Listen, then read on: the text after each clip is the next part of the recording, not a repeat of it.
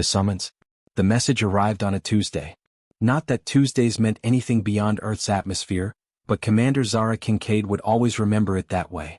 She stood in the observation deck of humanity's first contact station, watching the blue marble of Earth rotate below, when the communication array lit up like a supernova.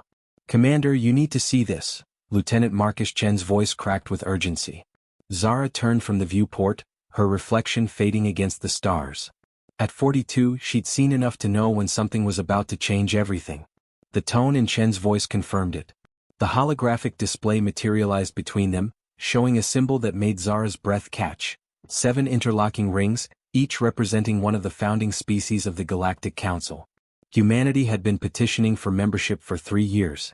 3 years of silence. Until now. "Translate it," Zara ordered. The AI's voice filled the room, cold and precise. "To the representative species of Sol 3, designated humanity. You are hereby summoned to appear before the Galactic Council in 72 standard hours. Topic: Investigation into species capabilities and potential threat assessment. Attendance is mandatory. Non-compliance will result in immediate quarantine of your star system." Chen whistled low. "Threat assessment? What did we do?" Zara's mind raced. Humanity had been careful, almost painfully so. After detecting alien signals 15 years ago, Earth's governments had united under a single directive: prove we're worthy. No wars, no conflicts, just peaceful expansion within our own solar system. They'd followed every protocol, answered every question. So why did this feel like a trial? "Get me Director Yamato," Zara said. "And prep the Odyssey for immediate departure." "Ma'am, the Odyssey isn't rated for." "I know what it's rated for, Lieutenant. Just do it." As Chen hurried away, Zara turned back to the viewport. Somewhere out there, beyond the stars, the Galactic Council waited. And according to every brief she'd read, the Council didn't summon species for friendly chats. They summoned them for judgment. The Odyssey launched 36 hours later, carrying a crew of 12 in humanity's hopes. Zara stood on the bridge, watching her crew work with practiced efficiency. Chen at communications, Dr. Elisa Thorne at science station, and at the helm, the youngest member of their team, pilot extraordinaire Kai Okonkwo, whose hands moved across the controls like a pianist at a concert. "Coordinates locked for the Council station," Kai announced. "FTL drive spooling up." Zara felt the familiar vibration as the faster-than-light engines engaged. Humanity had only cracked FTL travel 7 years ago, reverse-engineered from a derelict probe they'd found drifting near Jupiter. The Galactic Council knew about it, they'd approved humanity's use of the technology. But there was so much they didn't know. "Engage," Zara commanded. Space twisted, stars stretched into lines, and the Odyssey punched through reality itself. The journey to Council Station took 40 hours. 40 hours of tense silence, interrupted only by Dr. Thorne's constant analysis of every scrap of data they had on Council species. "There are 7 founding members," Thorne explained during a briefing, her holographic display showing alien physiologies. "The Valorians, reptilian warriors, conquered 12 systems before the Council formed. The Eth, energy beings, possibly the oldest species in the galaxy. The Krolix, insectoid collective consciousness. The Meridians, aquatic telepaths. The Sorn, crystalline silicon-based life. The Vex, shapeshifters. And the Kelthar, cybernetic integration specialists. And they all agreed to form a council?" Chen asked skeptically. "After the Convergence War nearly destroyed this entire galactic arm," Thorne replied. "The Council exists to prevent extinction-level conflicts. They regulate expansion, mediate disputes, and," she paused, "eliminate existential threats." The word hung in the air like a blade. "You think they see us as a threat?" Zara said quietly. "I think," Thorne chose her words carefully, "that we need to be very careful about what we reveal." Zara understood. Humanity had secrets. Not malicious ones, but differences that might not translate well to alien understanding. But which secret had drawn the Council's attention?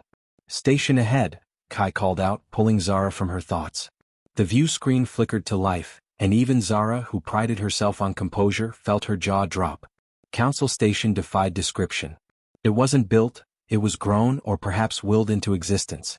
A massive structure that seemed to be part space station, part living organism, part impossible geometry. 7 distinct architectural styles merged into one cohesive whole, each section representing a founding species.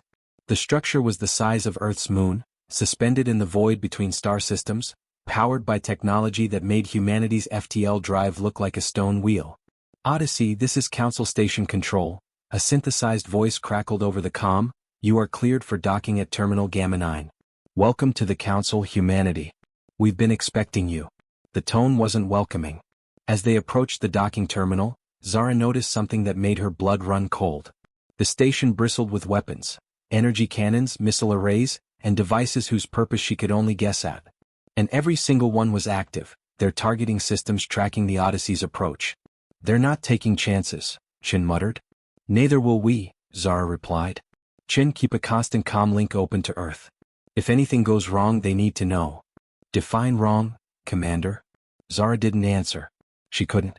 Because she had no idea what they were walking into. The docking clamps engaged with a solid thunk. Through the viewport, Zara could see the airlock extending toward them, a transparent tube that seemed to be made of solidified light. Full diplomatic gear, Zara ordered. Thorn, you're with me.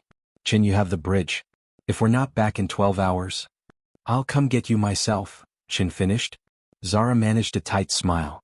Let's hope it doesn't come to that. The airlock opened with a hiss, revealing a corridor that defied human architecture. The walls shifted colors, responding to their presence. Gravity felt slightly off, as if multiple fields were competing. And the air tasted of something indefinable, not unpleasant but distinctly alien. A figure waited at the end of the corridor. He was tall, nearly 7 feet, with skin that shimmered like liquid mercury. 4 arms, 2 legs, and a face that seemed almost human except for the 3 eyes arranged in a triangle pattern. When it spoke, the voice came from everywhere at once. Commander Kincaid. Dr. Thorne. I am Diplomatic Facilitator Rix of the Vex. I will escort you to the Council chamber. Please follow me and do not deviate from the designated path. Why not? Thorne asked before Zara could stop her. Rix's form rippled, an expression Zara couldn't read. Because, Doctor, there are over 10,000 species on this station. Not all of them are friendly to newcomers. The path is safe. Beyond it, we cannot guarantee your survival. With that cheerful warning, Rix turned and began walking. Zara and Thorne exchanged glances, then followed. The walk took 20 minutes, winding through corridors that showcased the impossible diversity of galactic life. Zara saw beings made of pure light conversing with crystalline entities. A group of insectoid creatures carrying data tablets floated past, their wings humming in harmony. Something that looked like a living plant argued with what appeared to be a sentient cloud of gas. And all of them stopped to stare at the humans. Popular, aren't we? Thorne whispered. Or infamous, Zara replied. Finally, they reached a massive door, 50 feet tall, carved with scenes of what Zara assumed was galactic history. Battles, treaties, extinctions, and rebirths, all depicted in alien artistry. Beyond this door lies the Council chamber, Rix said. You will stand in the center circle. Do not leave it unless instructed. Do not touch anything. Do not attempt to communicate with Council members directly unless asked. And most importantly, Rix's 3 eyes focused intently on Zara. Do not lie. The Council can detect deception in ways your species cannot comprehend. Lies are seen as hostile acts. We have nothing to hide, Zara said, hoping it was true. Rix's form rippled again. Commander, every species has something to hide. The question is whether the Council will find your secrets acceptable. The doors opened. The Chamber of Judgment. The Council chamber was a cathedral of impossible architecture. Zara stepped into a sphere, a perfect sphere, easily a 1/4 mile in diameter. The walls were transparent, revealing the cosmos beyond in breathtaking detail. Nebulae swirled in colors that had no names in human language. Stars pulsed with ancient light. And somehow, impossibly, gravity worked in every direction at once. Beings stood on what should have been walls and ceiling, all oriented toward the center. Toward the circle where Zara and Thorne now stood. 7 thrones, each vastly different from the others, dominated the chamber, arranged in a heptagon around the center. And upon each throne sat a representative of the founding species. Behold the Council of 7, Rix announced, his voice amplified to fill the vast space. Judge and jury to 10,000 civilizations. Guardians of galactic peace. Witnesses to the rise and fall of empires. Zara's military training kicked in. Assess the room. Know your opponents. The first throne appeared carved from crystalline structures that pulsed with inner light. Upon it sat Ambassador Curil of the Sorn, a being that resembled a geometric sculpture come to life, faceted surfaces refracting light into dazzling patterns, a form that was both beautiful and utterly inhuman. To the left, a throne of living metal housed Commander Vectis of the Kelthar. Half organic, half machine, Vectis was a nightmare of chrome and flesh, with cybernetic implants that glowed with data streams. Its eyes were mechanical lenses that whirred as they focused on the humans. The third throne seemed to contain captured lightning. Ambassador Seraph of the Eth hovered within, a being of pure energy barely contained within a humanoid outline. No face, no features, just crackling power that made Zara's hair stand on end even at this distance. Throne 4 belonged to High Warrior Draken of the Valorians. He was massive, easily 10 feet tall, covered in crimson scales that looked like armor. Golden eyes with vertical pupils tracked every movement.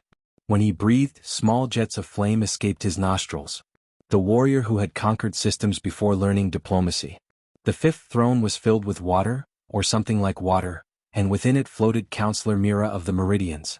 Translucent skin revealed bioluminescent organs that pulsed in patterns Zara suspected were communication. Telepaths, Thorn had said. Zara felt an uncomfortable pressure at the edges of her thoughts. Throne 6 held what appeared to be a swarm of insects that occasionally coalesced into a vaguely humanoid form. Collective voice Zin of the Krolix, speaking for billions of individual organisms connected into a single consciousness. The buzzing sound it made felt like it bypassed Zara's ears entirely, resonating in her bones. And the seventh throne. It was empty.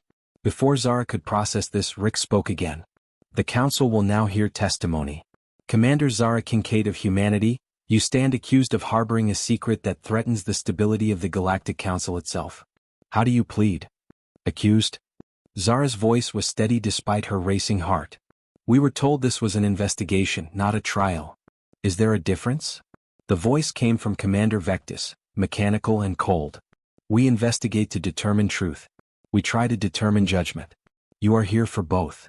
Zara took a breath. Then I plead ignorant. We don't know what secret you're referring to. The chamber filled with a sound, laughter? Disbelief?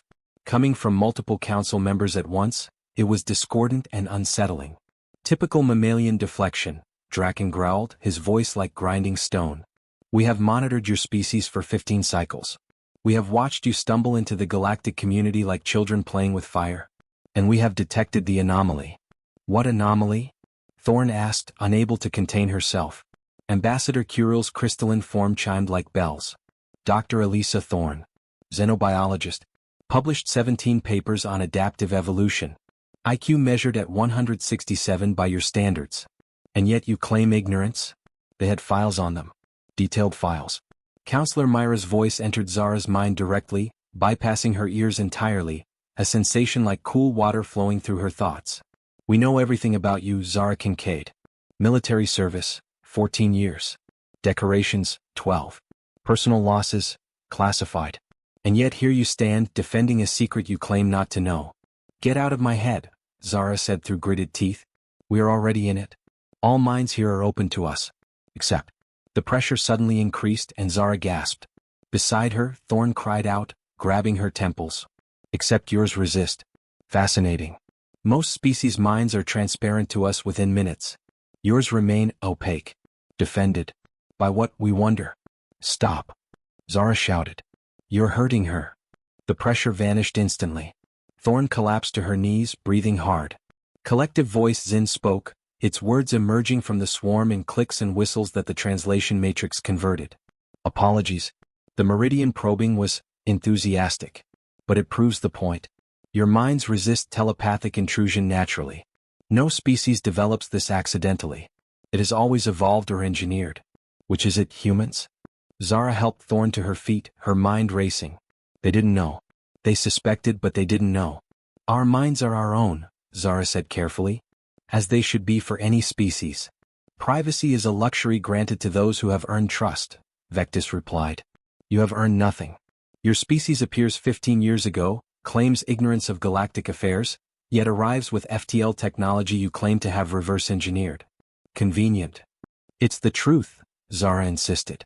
Perhaps, Ambassador Seraph spoke for the first time, its voice like singing crystals. But truth has layers. You reverse engineered our technology from a derelict probe. True. But you did so in 7 years. The Krolix took centuries to understand FTL principles. The Valorians conquered it through warfare and theft over generations. Even the Eth, ancient as we are, required millennia of study. Yet humanity, young, violent, isolated, cracks our most complex technology in 7 years? We're fast learners, Thorn said, recovered now. Too fast, Draken rumbled. Impossibly fast. Unless they already knew the principles, Kirill chimed. Unless they had encountered this technology before. Unless they had help. The word hung in the air like a guillotine blade. You think we're working with someone, Zara realized. You think we're pawns in someone else's game. Are you? Vectis leaned forward, mechanical eyes whirring. There are species who would benefit from a new player entering the galactic stage. Species who were denied council membership. Species who hold grudges. Tell us, Commander, who helped humanity reach the stars. No one, Zara said firmly. We did this ourselves. Collective voice Zin buzzed with agitation. Impossible. The mathematics alone. Are you calling humans stupid? Thorn interrupted, anger flashing in her eyes. Because our stupidity has produced Einstein, Hawking, and Ramanujan. Our stupidity has split atoms, mapped genomes, and reached for the stars with nothing but chemical rockets and determination. Maybe we're just that good. The chamber fell silent. Then Draken laughed, a sound like avalanches. Spirit? I like this one. But spirit alone doesn't explain the anomaly. What anomaly? Zara demanded. Stop dancing around it and tell us what you found. Ambassador Seraph pulsed brighter. Very well. 3 months ago, a merchant vessel was attacked near the outer rim. Pirates, Zaxxor raiders to be specific. 50 crew members all captured or killed. Except for one passenger. A human geologist named David Torres traveling on research permit. The pirate's ship was found 2 days later, drifting. All aboard dead. Killed by precise strikes to vital organs. The human was gone. Zara felt her blood run cold. One human, Vectis continued, against 50 Zaxxor pirates. Zaxxor who have been raiding the spaceways for 3 centuries. Zaxxor, whose individuals are 3 times stronger than baseline humans. And he killed them all. There's more, Kirill added.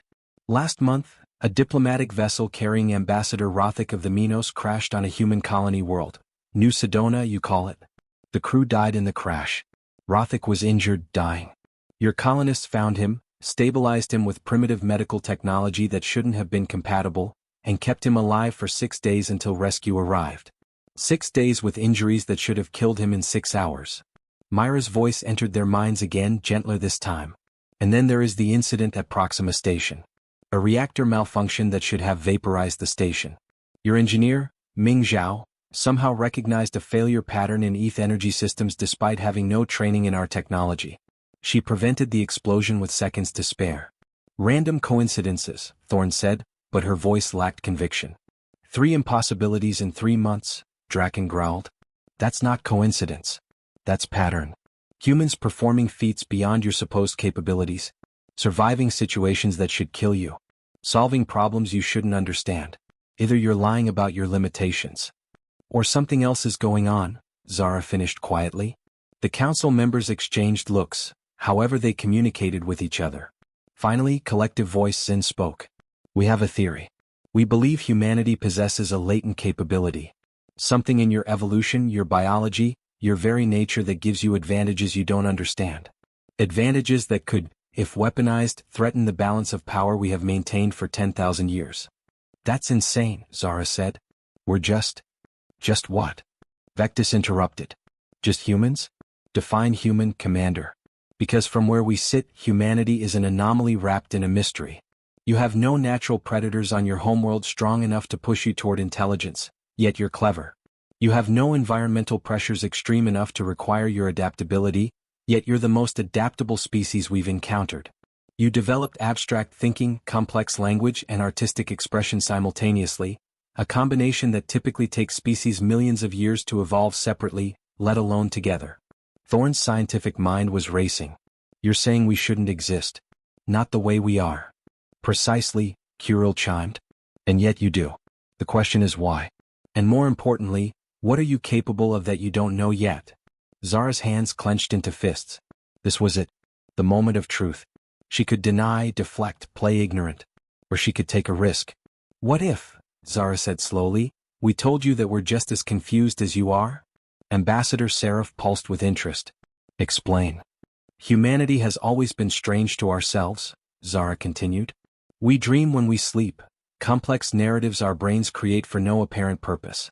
We make art not for survival but for beauty. We tell stories, create myths, believe in things we can't see.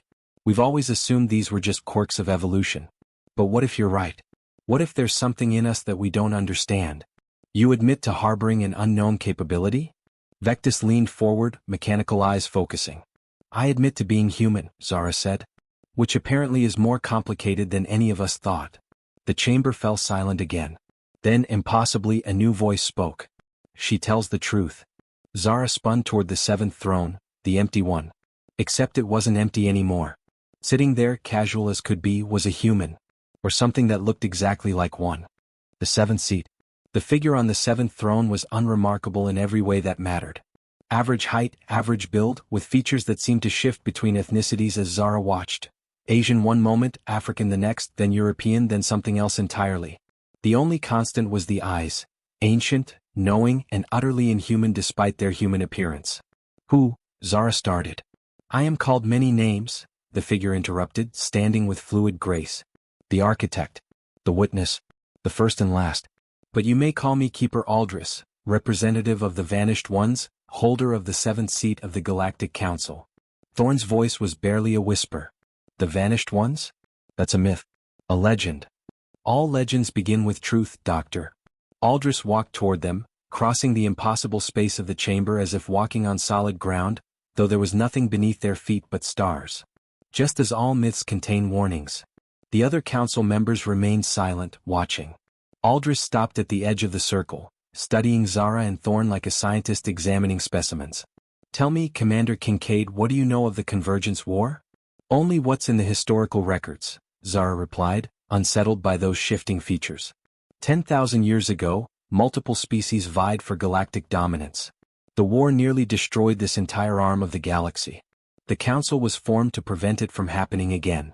Simplified but accurate. Aldris tilted their head. And do you know why the war started? Resource conflict. Territorial expansion. The usual reasons. Wrong. Aldris's eyes fixed on hers, and Zara felt like she was falling into them. The war started because someone discovered the catalyst.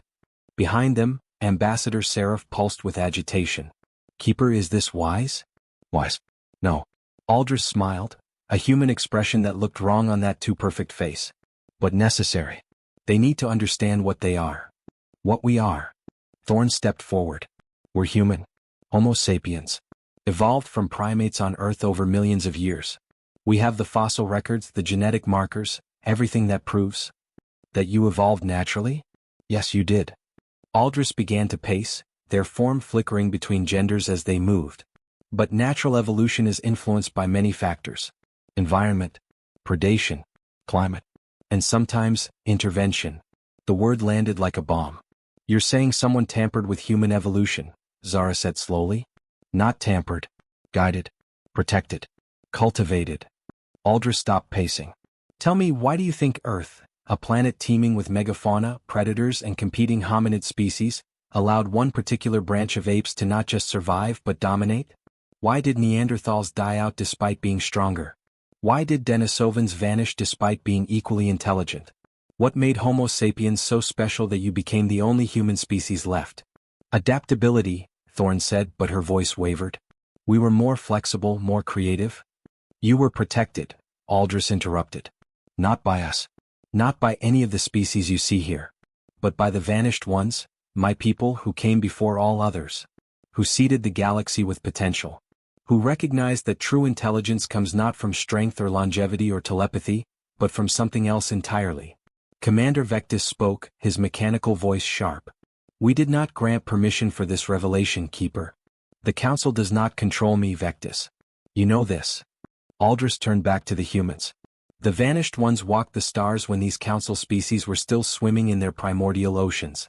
We explored, we learned, and eventually we understood the great truth. Intelligence alone is not enough. Every species we encountered had intelligence. But they lacked something crucial. What? Zara demanded. Imagination. The word hung in the air, absurdly simple yet somehow profound. Aldris continued, warming to their subject. The Valorians can conquer, but they cannot dream. The ETH can manipulate energy but they cannot create art. The Krolix can think collectively, but they cannot conceive of individual aspiration. Every species has its strength, its niche, its capability. But imagination, true imagination, the ability to conceive of what does not exist and then will it into being? That is rare, precious, dangerous. And you're saying humans have this? Thorn asked. Humans are this, Aldous corrected. You don't just have imagination, you are imagination incarnate. When you sleep, your minds create entire worlds. When you're awake, you see patterns and possibilities that others miss. You believe in things you cannot prove. You reach for goals you cannot guarantee. You hope. Draken's growl rumbled through the chamber. Hope is not a strategy. No, Aldous agreed, but it's the foundation of all progress. And that's what makes humanity both valuable and terrifying to the Council. Because imagination combined with determination is the most powerful force in the universe. It's how new technologies emerge, how revolutions begin, how empires fall. Zara's mind was racing, connecting pieces. The incidents. Torres, Zhao, the medical team. They succeeded because they imagined solutions that shouldn't exist. They saw possibilities that trained experts missed. Exactly. Aldous smiled again. David Torres imagined himself as stronger than his attackers, and in that moment of desperate need, his body responded. Ming Zhao imagined the energy pattern working differently and saw the solution. Your medics imagined Rothik surviving and found ways to make it true. Humans don't just solve problems, you rewrite reality through sheer force of creative will. That's impossible, Thorn breathed. Is it? Aldous gestured to the Council. Ask the Sorn how their probability matrices fail around human subjects. Ask the Meridians why they cannot read human thoughts reliably. Ask the Kelthar why their predictive algorithms collapse when modeling human behavior. Humans are chaos agents, Dr. Thorn. Wild cards in an ordered galaxy. And that terrifies them. Ambassador Curul's crystalline form chimed urgently. Because chaos is what started the Convergence War. The catalyst was a species much like humanity, imaginative, unpredictable, powerful beyond their understanding. They used their abilities without wisdom. They upset the balance. Millions died before they were stopped. Stopped how? Zara asked, though she feared the answer. Silence. You exterminated them, she said quietly. We had no choice, Counselor Myra's voice whispered through their minds, heavy with ancient sorrow. They would not limit themselves. Would not accept guidance. They believed their imagination made them superior, and perhaps it did. But superiority without responsibility is tyranny. They had to be removed. And now you think humanity is the same, Zara realized. You think we'll become the next catalyst. That's why this trial. You're deciding whether to exterminate us before we become a threat. The Council members exchanged looks again, and this time their silence was answer enough. Aldous spoke gently. The Council fears what it cannot control. And humanity by its very nature cannot be controlled. You're too creative, too adaptable, too stubbornly hopeful. These are beautiful qualities. But they're also destabilizing in a galaxy that has achieved peace through predictability and order. So what? Thorn's voice rose. We should apologize for being human? Limit ourselves? Pretend to be less than we are just to make others comfortable? No, Aldous said. But you must understand what you are and make a choice. What choice? Zara demanded. Aldous's eyes, now settled into a deep, knowing brown, fixed on her. The vanished ones did not merely guide human evolution. We gave you a gift, a genetic legacy that activates in times of great need. That's what Torres experienced, what Zhao accessed, what your medics tapped into. It's called the resonance, the ability to align reality with imagination, to make the possible from the impossible. Like magic, Thorn said skeptically. Like will, Aldous corrected. Focused, powerful, creative will. But it comes with a price. The more you use it, the more it changes you. The catalyst species used it constantly, carelessly. They became addicted to rewriting reality until they forgot what reality actually was. They lost themselves in their own imaginations. Commander Vectis leaned forward. Which is why we must know, Commander Kincaid. If humanity learns to access this resonance deliberately, will you use it responsibly? Will you accept limits? Will you submit to Council oversight? And there it was. The real question. The real choice. Zara looked at Thorn, saw her own conflict reflected in the scientist's eyes. They could agree, accept restrictions, guarantee humanity's survival. Or they could refuse, maintain their freedom, and risk extermination. Before I answer, Zara said slowly, I need to know something. Keeper Aldris, you said the vanished ones guided our evolution. What? What did you want from us? Aldris's smile was sad now, tinged with regret. We wanted successors. Species who could carry forward what we began. The vanished ones didn't vanish, Commander. We evolved beyond physical form, beyond time, beyond even imagination itself. We exist now in potentiality, in the space between thoughts. But we left behind our legacy, scattered among promising species across the galaxy.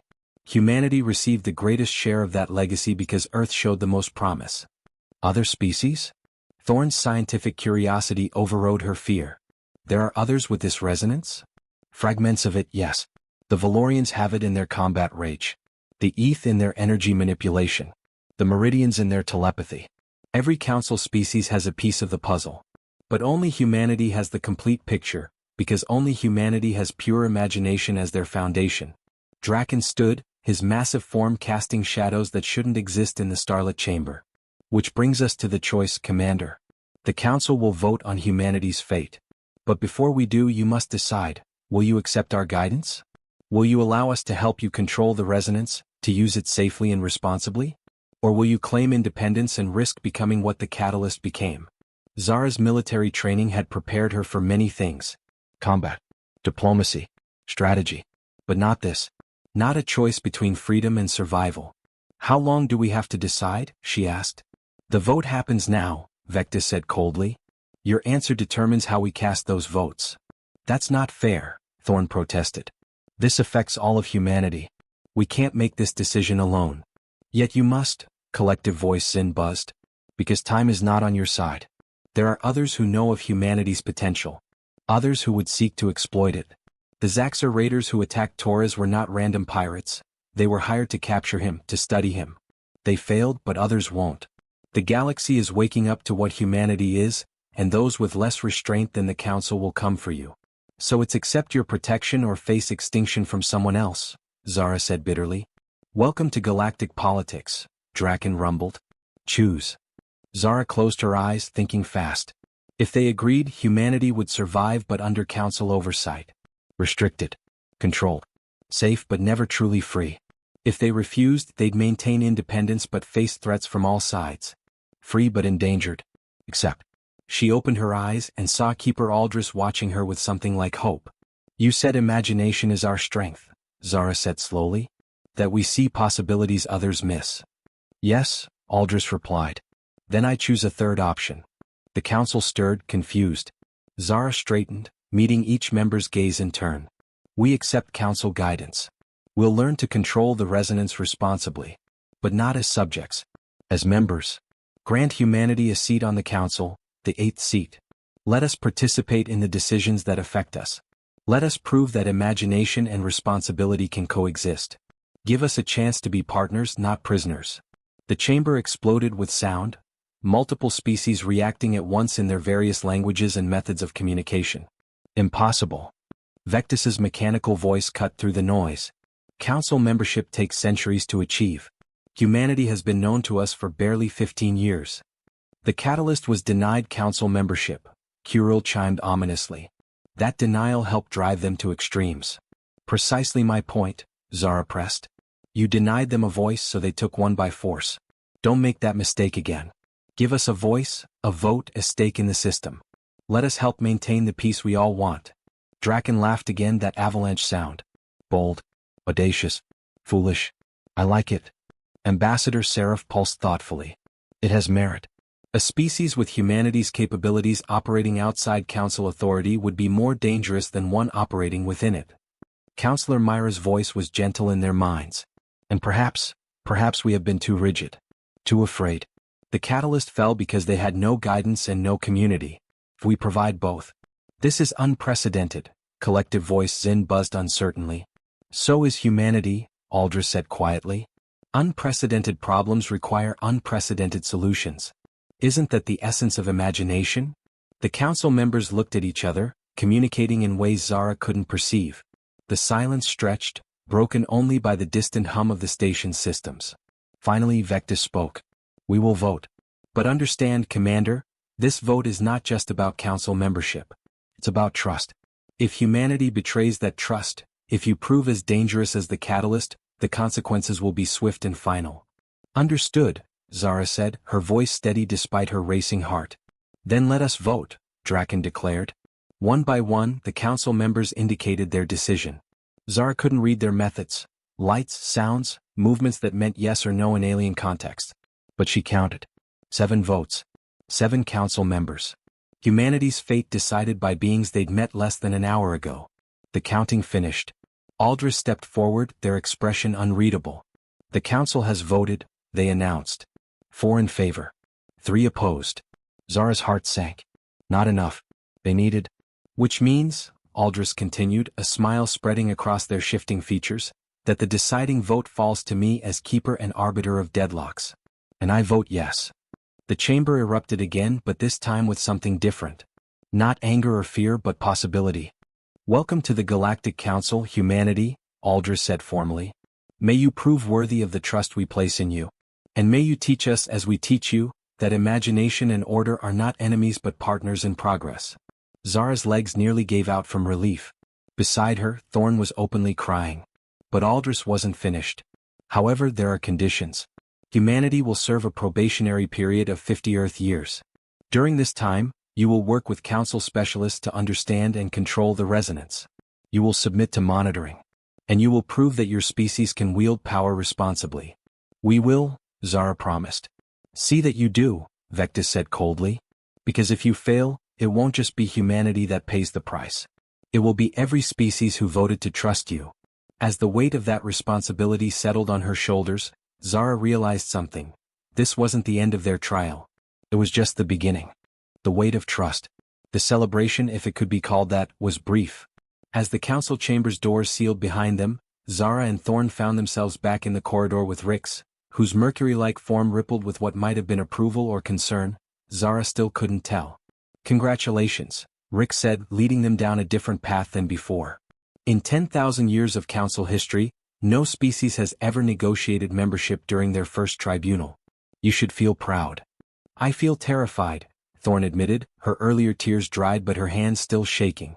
Good, Rix replied. Fear breeds caution. Caution breeds wisdom. You'll need both in the coming days. They walked through sections of the station Zara hadn't seen before. Here the corridors were less grand, more functional. They passed what appeared to be laboratories where beings in protective suits worked with substances that glowed with impossible colors. A training facility where Valerian warriors sparred with crystalline Sorn in combat that looked like a deadly dance. Living quarters designed for species with radically different environmental needs. One room filled with liquid methane, another with temperatures that would melt lead. Where are you taking us? Zara asked. To your quarters, Rix explained. And to meet someone who will be essential to your success. Or your failure. They stopped before a door that looked almost human in its design. Rectangular, metal with a simple palm scanner.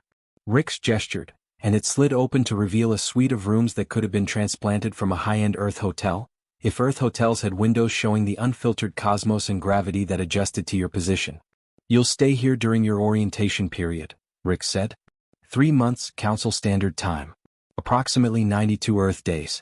During this period you'll learn Council protocols, meet representatives from all member species, and begin training with the resonance. Training? Thorn perked up, her scientific curiosity overriding her fear. You can teach us to control it? We can try, a new voice said from within the suite. Zara's hand instinctively went to her sidearm, which the Council had allowed her to keep, surprisingly, as a figure emerged from the inner room. It was human. Definitely, completely human. A woman in her 60s, with steel-gray hair pulled back in a bun, dark skin marked with laugh lines, and eyes that held the same kind of knowing depth as Aldris's. Commander Kincaid, Dr. Thorn, the woman said with a slight accent Zara couldn't place. I'm Dr. Amara Okafor. And before you ask, yes, I'm human. I've been waiting a long time to meet more of my kind out here. Zara's mind reeled. You're from Earth? Originally, yes. Lagos, born in 1985 by the old calendar. Though I haven't seen home in over 30 years. Amara gestured to the sitting area. Please sit. We have much to discuss and standing won't make it easier. As Rix retreated with a rippling bow, Zara and Thorn sat across from this impossible woman. Amara poured tea, actual Earth tea, from a pot that shouldn't exist this far from home. How? Thorn demanded. How are you here? Humanity only made contact 15 years ago. Official contact, yes. Amara smiled, sipping her tea. But the galaxy is large, Doctor, and humans are curious creatures. I was part of the first secret expedition, 2012, when Earth governments detected the original alien signal. They sent a team. 5 of us. Only I survived the journey. Why didn't anyone know about this? Zara asked. Because our ship was destroyed before we could report back. Caught in a spatial anomaly near Proxima. The Council found me drifting in an escape pod, more dead than alive. Amara's eyes grew distant. They debated what to do with me. Keep me secret? Return me to Earth? Keeper Aldris argued for a third option. Train me, study me, learn what humanity was capable of. I became their test case. Test case for what? For the resonance. Amara set down her cup. I was the first human to consciously access it. The first to understand what we are. And I've spent the last 3 decades learning to control it, to teach others, to prepare for the day when humanity would be ready to join the greater galactic community. Thorn leaned forward, her scientific mind cataloging everything. Show us. Demonstrate the resonance. Amara glanced at Zara.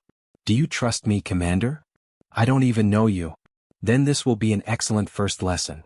Amara stood and walked to the window, placing her palm against the transparent material. The resonance isn't magic. It's not supernatural. It's the ability to perceive reality as probability rather than certainty, and to influence those probabilities through directed will and imagination. That sounds like quantum mechanics, Thorn said. Because it is, in a way. Consciousness affects quantum states. Your scientists theorized this back on Earth. But for most beings, this effect is negligible, random, meaningless. For humans, with our overdeveloped imaginations and our stubborn belief in the impossible, the effect is magnified. Watch. Amara closed her eyes. For a moment nothing happened. Then the stars beyond the window began to move, not the station moving but the stars themselves rearranging into patterns. Constellations that spelled out words in English. Welcome home. Thorn gasped. Zara felt her grip tighten on her armrest. You're not moving the stars, Zara said slowly, understanding dawning. You're moving us. Showing us a different angle. Close. Amara opened her eyes and the stars returned to their original positions. I'm convincing reality that this window is looking at a different point in space.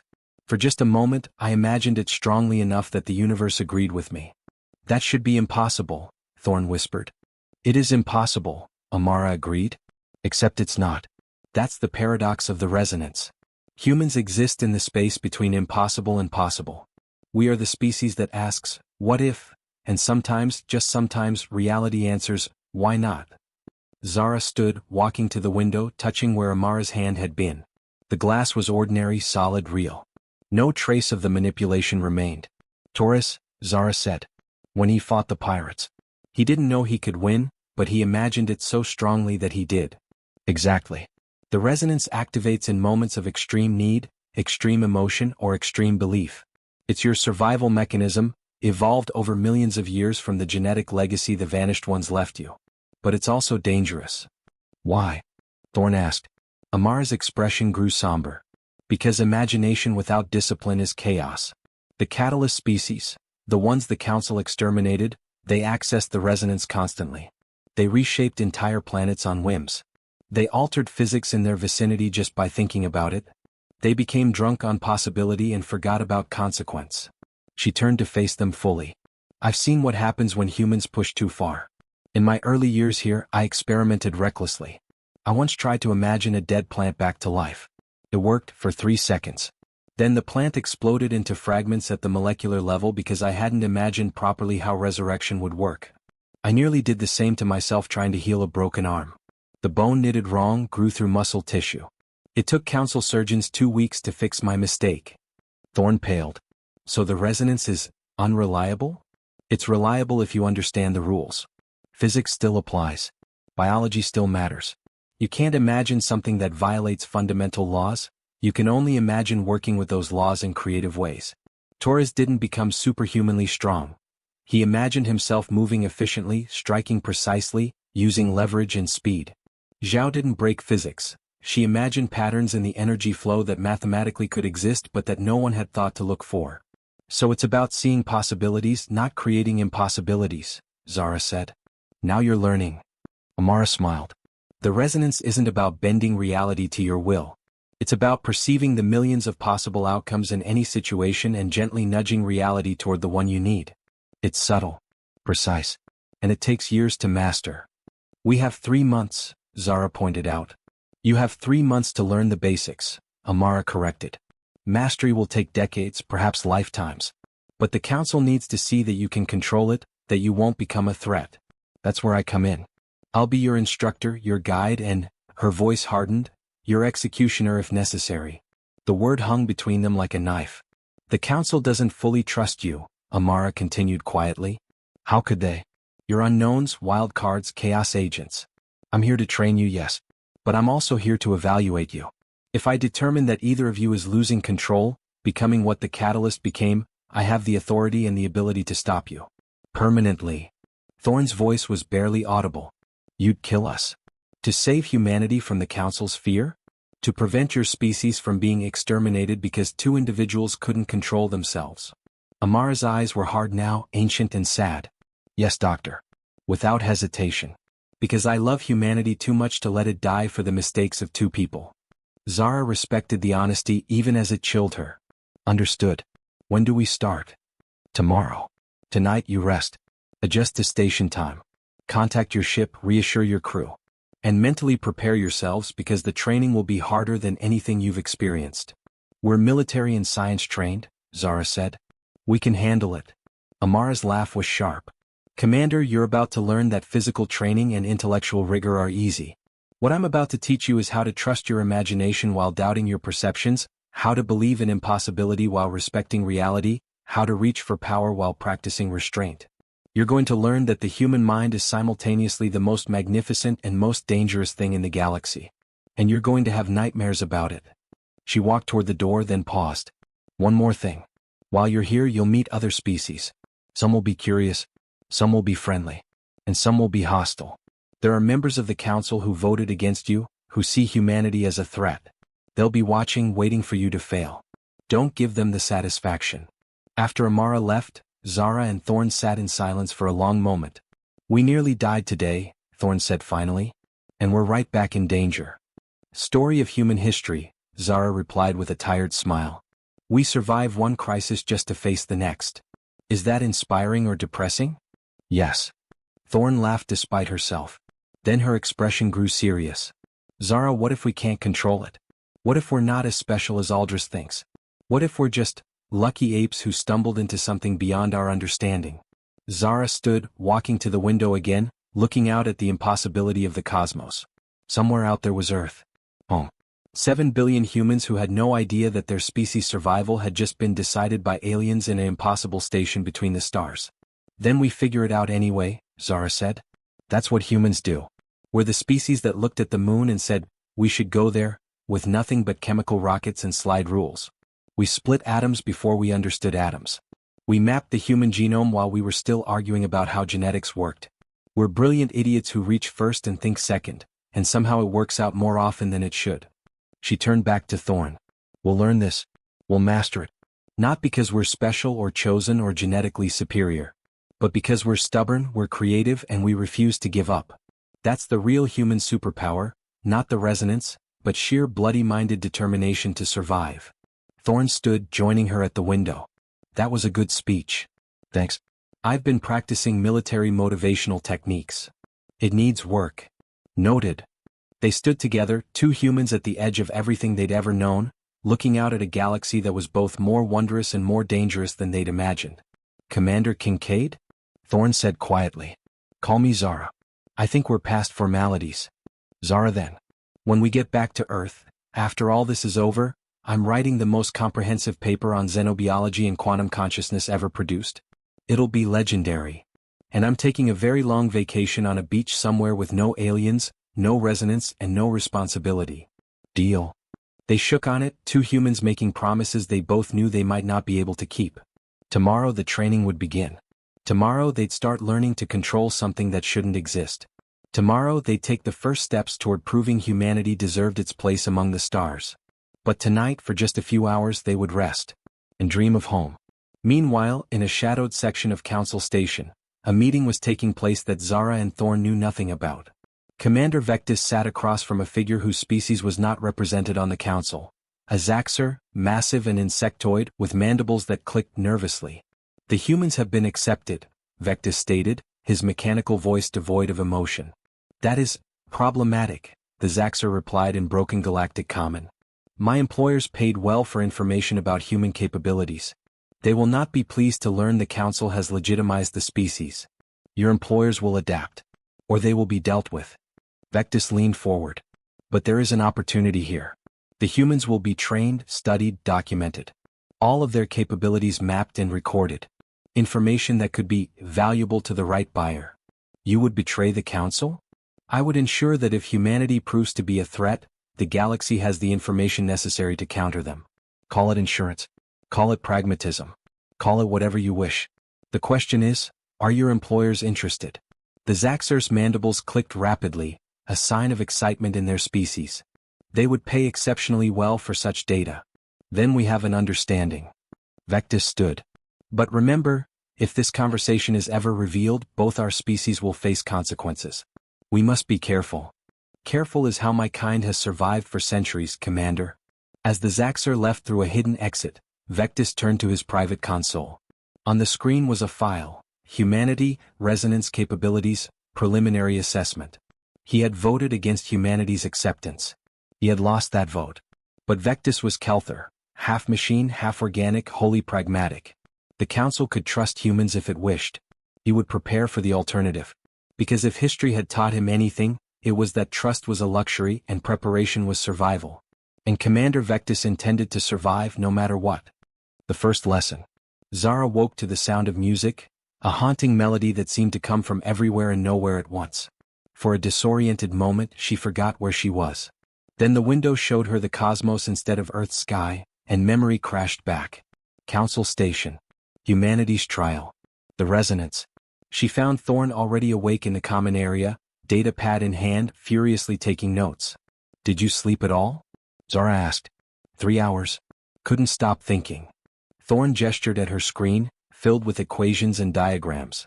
If the resonance operates on quantum probability manipulation influenced by conscious observation and imagination, then theoretically it should follow certain mathematical principles.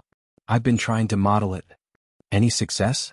17 failed models, 2 that might work under specific conditions, and a growing suspicion that I'm approaching this wrong. Thorn rubbed her eyes. The problem is that imagination doesn't follow math. Follows feeling, belief, things I can't quantify. Good morning, students. Both women jumped as Amara materialized in the doorway, not teleported, just moved so quietly they hadn't heard her approach. Lesson 1, Amara said with a slight smile. The resonance is not a formula. Dr. Thorn, put away the equations. They'll only limit you.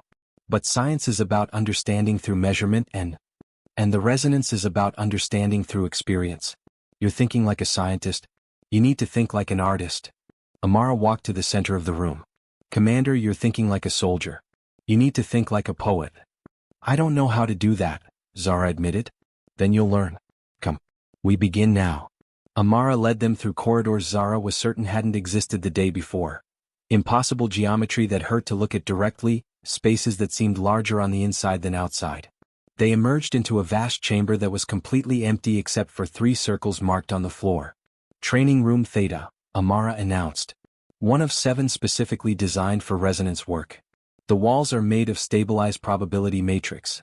They can handle reality fluctuations without collapsing. You could accidentally create a miniature black hole in here, and the room would contain it.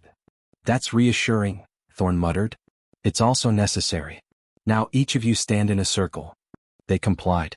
Zara felt nothing different about her circle, just a marking on the floor. But when Amara stepped into the 3rd circle, the air itself seemed to change, becoming thicker, more aware. First, we establish truth, Amara said. The resonance is not magic. It is not supernatural. It is a natural capability that your species developed through evolution guided by the vanished ones. It is as much a part of you as your opposable thumbs or your capacity for language. Do you understand? Yes, they both replied. No, you don't. Not yet. Because understanding requires experience. Amara raised her hand, palm up. Dr. Thorn, you're a scientist.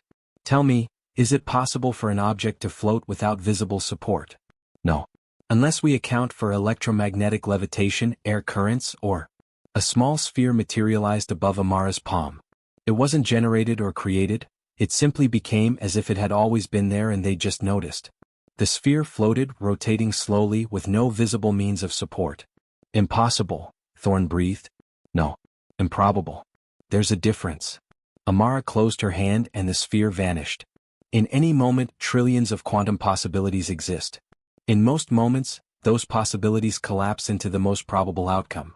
But consciousness, specifically human consciousness with its overdeveloped imagination, can weight those probabilities differently. You imagine the sphere into existence, Zara said slowly. I imagined the possibility of the sphere strongly enough that reality agreed it was the most probable outcome in this moment. And because this room is designed to be probabilistically flexible, it was easier than it would be in normal space. Amara walked toward them, circling like a teacher evaluating students. Now, here's what you need to understand. The resonance doesn't break physics. It doesn't violate causality. It doesn't create something from nothing. That sphere? It was made from ambient particles in the air, carbon, oxygen, trace metals, reorganized into a denser form. When I dismissed it, it dispersed back into those constituent elements. No energy was created or destroyed. No laws were broken. I simply encouraged reality to explore a less probable configuration. But how? Thorn demanded. How do you convince reality to agree with you? By believing more strongly than reality disbelieves. Amara smiled at their confused expressions. Let me demonstrate. Commander Kincaid, draw your weapon. Zara hesitated, then unholstered her sidearm, a standard Earth plasma pistol. Pointed at me. I'm not going to. Point. Me. Amara's voice carried absolute authority. Zara raised the weapon, keeping her finger off the trigger. Every military instinct screamed that this was wrong. Now fire. What? Fire the weapon, Commander. That's an order. Zara's hands tightened on the grip. This was insane. She couldn't just shoot someone even in a training exercise, even if... Commander, you're thinking too much. Fire. Now. Zara squeezed the trigger. The plasma bolt shot forward, a superheated projectile moving at lethal velocity. Time seemed to slow. Thorn screamed. The bolt approached Amara's chest, close enough to kill, close enough to... It stopped. Hung in the air, 3 inches from Amara's body, frozen like an insect in amber. Impossible, Zara whispered. Improbable, Amara corrected calmly. She reached out and touched the frozen plasma bolt. At her touch, it dispersed into harmless light and heat. I imagined a probability field where the bolt's trajectory was redirected by random particle collisions. I didn't stop it, I just made it statistically likely that it would stop itself. She turned to face them fully, completely unharmed. That is the resonance. Not power over reality but persuasion. Not domination but collaboration. You don't force the universe to obey you. You convince it that what you imagine is a reasonable possibility, and then you let physics do the rest. Zara holstered her weapon with shaking hands. How do we learn to do that? By starting small. Very small. Amara gestured, and 3 coins appeared in her hand, actual Earth coins, old currency from before digital credits. She gave one to each of them. Your first exercise. I want you to imagine this coin landing on heads when you flip it. That's just 50-50 chance, Thorn pointed out. Exactly. Which makes it the perfect starting point. You're not trying to do the impossible, you're just trying to nudge a probability that's already nearly balanced. Amara stepped back. Flip your coins. Don't try to manipulate them physically. Just imagine as strongly as you can that they'll land on heads. Zara flipped her coin. It tumbled through the air, caught the light, fell. Tails. Don't be discouraged, Amara said. Try again. And this time don't think about the outcome. Feel it. Believe it. 30 flips later, Zara was ready to throw the coin out the airlock. She'd gotten heads exactly 16 times, almost perfectly random. Beside her, Thorn was having the same problem. This isn't working. I'm imagining it as hard as I can, but... You're trying too hard, Amara interrupted. Imagination isn't effort. It's certainty. When you were a child, did you try to imagine? Or did you just do it? I don't understand, Thorn said, frustrated. Close your eyes. Both of you. Amara's voice shifted, becoming softer, almost hypnotic. Think back to when you were young. Before you learned all the rules about what's possible and impossible. Think about playing pretend. You didn't try to believe the stick was a sword, It just was. You didn't work at imagining your stuffed animal was alive. It simply lived in your mind. That's the state you need to return to. Belief without doubt. Imagination without questioning. Zara closed her eyes, thinking back. She'd been 7, playing in her grandmother's garden, convinced she could talk to the plants. And in her child's mind she had talked to them. They told her secrets, warned her about the bee's nest, promised to grow tall if she sang to them. She'd known it was real with the absolute certainty only children possess. Now, Amara said quietly, hold that feeling, that certainty, and open your eyes. Zara opened her eyes, flipped a coin, watched it tumble. Heads. Again, Amara instructed. Flip, tumble. Heads. Again. Heads. Don't think about it. Just know. Heads. Heads. Heads. 10 flips in a row, all heads, impossibly consistent. Beside her, Thorn gasped. Her coin had started landing on heads 2, 5 in a row and counting. There, Amara said with satisfaction. That's the beginning. You're not forcing the coin to land on heads. You're imagining a universe where it's more likely to land on heads, and reality is accommodating that imagination because the difference is so small, so subtle, that the universe doesn't resist. Zara stared at her coin, mind reeling. This is real.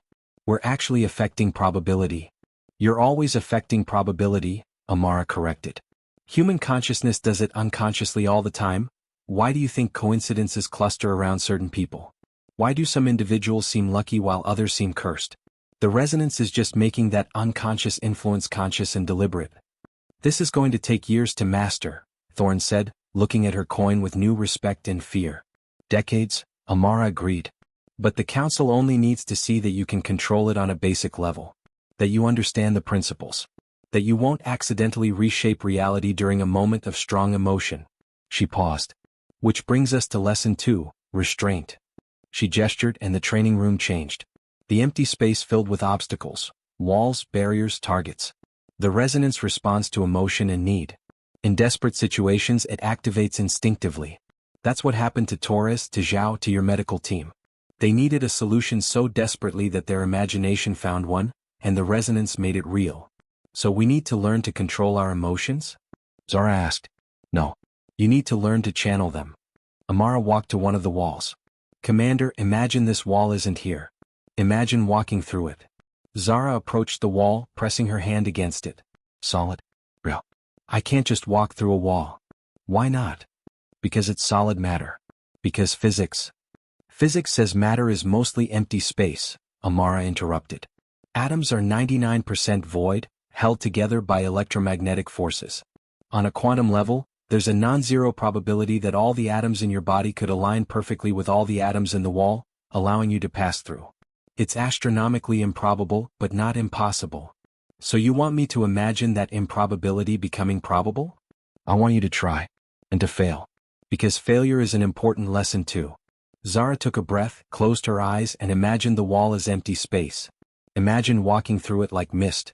Imagined. She walked forward and slammed into solid wall, hard enough to bruise. Ow. Excellent, Amara said, completely serious. You just learned lesson 2.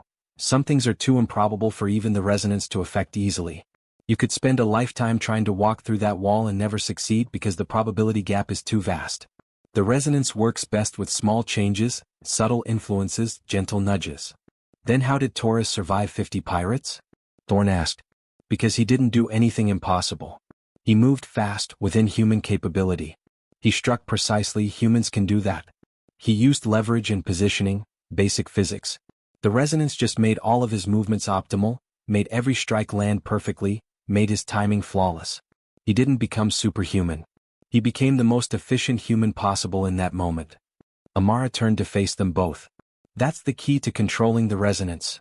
Work with possibility, not against it. Don't try to fly, try to jump a bit higher. Don't try to read minds, try to perceive microexpressions more accurately.